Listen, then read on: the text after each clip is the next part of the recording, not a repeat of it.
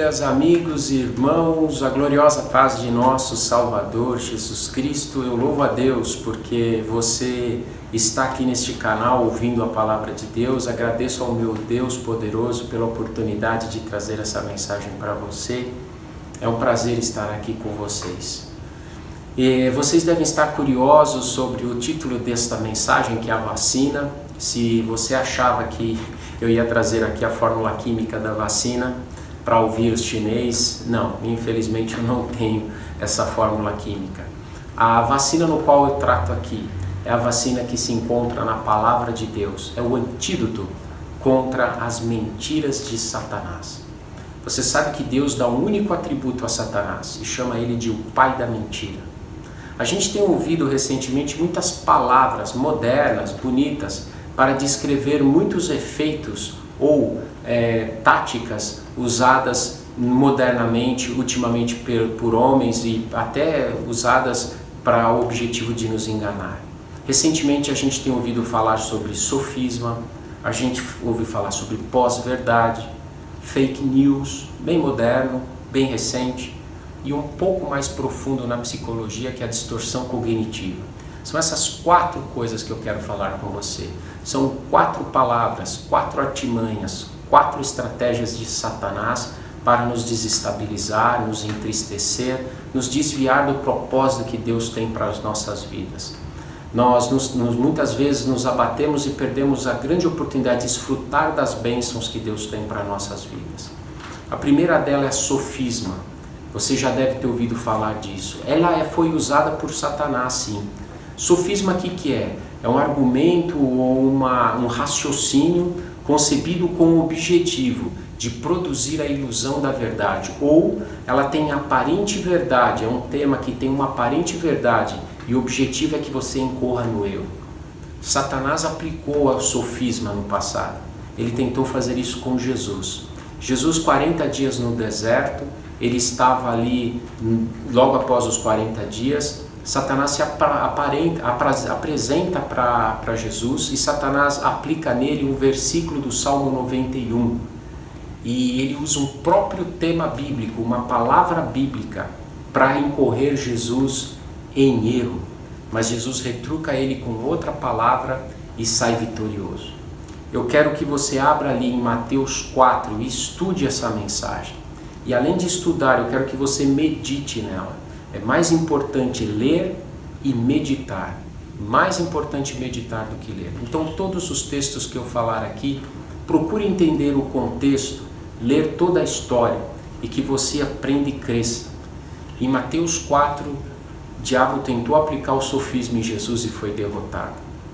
Noutra circunstância, ele teve sucesso. Ele usou então a segunda técnica, que é a pós-verdade. O que é a pós-verdade?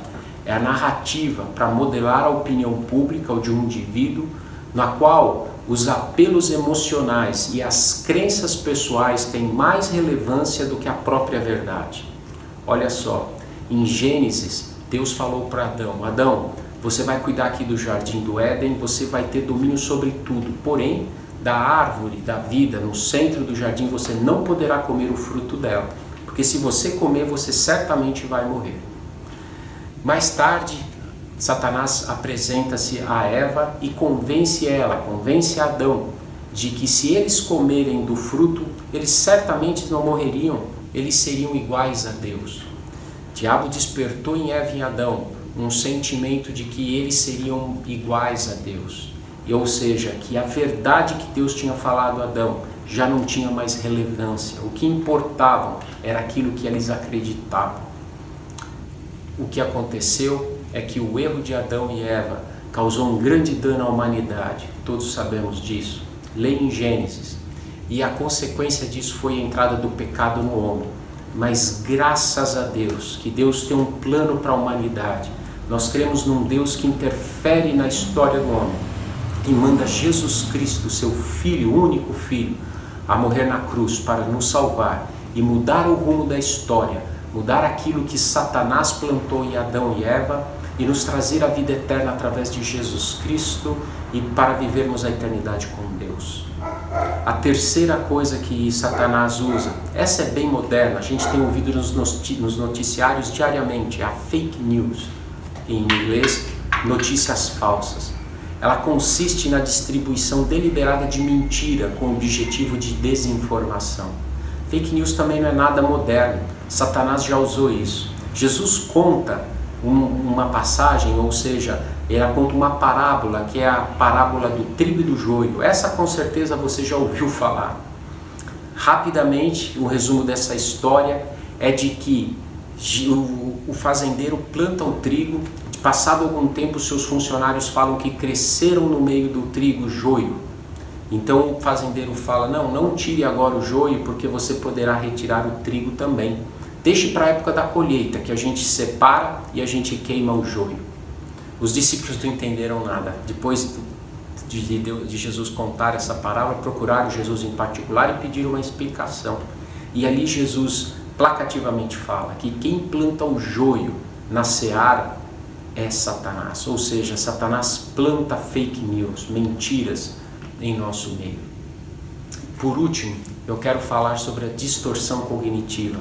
Esse é um tema mais usado pelos psicólogos. E de todas essas três, essa quarta, a distorção cognitiva, ela é a mais complicada. Ela cresce de dentro para fora. As outras, elas vêm nos nossos ouvidos. Essa sai de dentro do nosso coração. O que é a distorção cognitiva? Ou seja, o indivíduo, ele cria ou ele imagina uma realidade com base nos seus sentimentos, não levando em conta a verdade. Paulo, em Romanos, fala isso fortemente. Leia lá Romanos 1, de 24 a 32. Ali é falado de que o homem se deixou levar pelo seu sentimento de coração, esquece da verdade. Então Deus dá a ele toda sorte de coisas ruins e deixa que eles então caiam no erro e no pecado, porque eles esqueceram a verdade de Deus. E uma das passagens falam que transformaram a realidade de Deus em ídolos. Mas não foi só isso, porque a idolatria trouxe vários outros pecados, traz outros vários pecados. Mas Carlos, como a gente então pode se livrar do sofisma? Como a gente pode entender a pós-verdade, fake news, a distorção cognitiva? A palavra de Deus nos traz um antídoto, uma vacina para tudo isso, para a mentira de Satanás. Vamos abrir em 2 Pedro 3, 17 e 18. 2 Pedro 3, 17 e 18. A palavra de Deus fala assim: Vós, portanto, amados, sabendo isto de antemão, guardai-vos de que pelo engano dos homens abomináveis sejais juntamente arrebatados e descaiais da vossa firmeza. Antes crescei na graça. Aqui está a solução. Antes crescei na graça e no conhecimento do nosso Senhor e Salvador Jesus Cristo. A Ele seja dada a glória, assim agora como no dia da eternidade. Amém. Pedro nos dá a receita, nos dá a vacina. Tome a vacina contra a mentira. Ela é a graça e o conhecimento. Cresça na graça e no conhecimento. Porque quando eu cresço na graça e no conhecimento, eu me torno cada vez mais próximo de Deus. Na graça, eu vivencio, eu experimento o mundo de Deus. No conhecimento, eu entendo o mundo de Deus. Eu crescendo na graça, eu vivencio cada vez mais e mais as coisas de Deus. E crescendo em conhecimento, eu entendo mais as coisas de Deus. O crescimento da graça e do conhecimento, ele tem uma coisa unida, uníssona. Ela cresce de forma uniforme. Ela também é uma coisa que é dinâmica. Ela tem que ser todo dia atualizada. Porém, um alerta, ela não é plena. Ali em 2 Coríntios 13 fala do amor, mas no fim ele termina assim, de que as coisas que nós vivenciamos e vemos aqui neste mundo, as coisas de Deus, elas são como um espelho. Nós vemos só parcial, nós não temos acesso a tudo. Somente lá na glória a gente vai ter acesso a todas as coisas de Deus. Mas enquanto isso, nós temos que crescer na graça e no conhecimento que está disponíveis para nós. Eu quero elencar aqui 5 maneiras de você crescer na graça e no conhecimento. A primeira delas é que isso tem que ser um ato voluntário. Você precisa se dispor a isso. O crescimento da graça e do conhecimento não é um crescimento orgânico, vegetativo somente, silencioso, não. Ele não é como uma bactéria, um vírus que cresce espontaneamente. Crescer na graça e no conhecimento começa, o gatilho é meu empenho, a minha vontade. A segunda coisa que eu quero falar é que crescer na graça significa meditar na palavra. E veja bem, eu não estou falando aqui ler a palavra, é meditar na palavra. Em Salmos 1, você vai ouvir ali, que é para nós meditarmos na palavra de Deus. Em Josué 1:8, meditar na palavra de Deus. Salmo 119, 15 a 16, meditar na palavra de Deus. Outra passagem, segundo a Timóteo 4, Pedro fala para Timóteo, olha, já que você vai vir para cá, traz também a minha capa, traz os livros e traz os pergaminhos.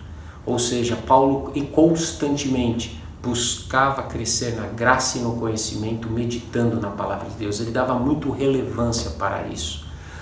Terceira coisa, a gente precisa aumentar o nosso relacionamento com Deus através da oração. É a terceira fórmula para crescer na graça e no conhecimento. E aqui eu quero dar o exemplo de Daniel. Daniel era um cara muito abençoado.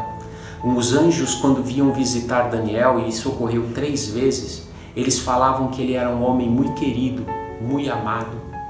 Olha que coisa maravilhosa ser chamado de querido e amado pelos anjos do Senhor. Mas por quê? No começo da história de Daniel está a resposta. Daniel buscava ao Senhor 3 vezes ao dia. Olha, Daniel cuidava de 40 reinos e na época não tinha internet, e-mail, não tinha Zoom, não dava para fazer conference call, não tinha como. Mas Daniel ainda achava tempo para orar 3 vezes ao dia.